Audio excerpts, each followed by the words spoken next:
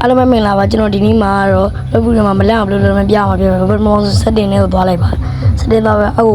လုပ်ပြီးတော့ graphic ကိုဖုန်းကောင်းရင်3နည်းနည်းမကောင်းလို့ကျွန်တော်1လောက်ပဲထားပါကျွန်တော်3ရွေးထားလိုက်ပါတယ်။ဝိုင်းဒီအရွာလေးကျွန်တော်တော့ဘာတော့အဲ့ဒါကိုအော်ထားပါအွန်ပါနဲ့ဝိုင်းကျွန်တော်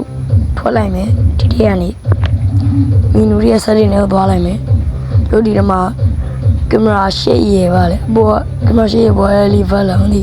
အဲ့ဒါကြီးအော်ပြီးထားပါမယ်ကျွန်တော်ပြထားတဲ့အော်ပြီးထားပါမယ်ပြီး farm mode ကို on ပြီးထားပါမယ်အဲ့တော့မှကျွန်တော်တို့ဒါပေမဲ့ကျွန်တော်မိခဲ့တာ running ဖြစ်နေတဲ့ app တွေကိုကျွန်တော် reset ပြန်ချရပါမယ် reset ချဆိုကျွန်တော်ဖုန်းဆက်ရှင်းတာပါအဲ့လိုလုပ်ပေးလိုက်ပါအဲ့လိုဆိုတော့ကျွန်တော်တိုင်းလိုက်လို့ကြည့်ပါဆိုတော့ rather ဘုံဆိုလို့အဆင်ပြေပါမှာပါကျွန်တော် V4 Ultra ကိုပြပါမယ် after ပြောဒါကတော့ V4 လေးပဲဖြစ်ပါတယ်လုံးဝတစ်ငေါနေပေါ့နော်ကျွန်တော် Vivo Y93 ဖြစ်တယ်ရန်တစ်တယ်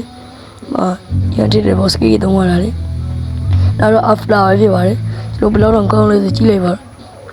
ဒီကဘာလို့တင်းနေရလဲဆိုကျွန်တော် running app တွေကို browser ချဝင်မိသွားလို့ပဲဖြစ်ပါတယ် browser ချတော့ရှင်ဒီဘက်ပို့ပြီးကောင်းပါတယ်ကျွန်တော်ဘောနဲ့ရင်းနေဆုံးနေဖြစ်တယ်ပါအားလုံးပဲ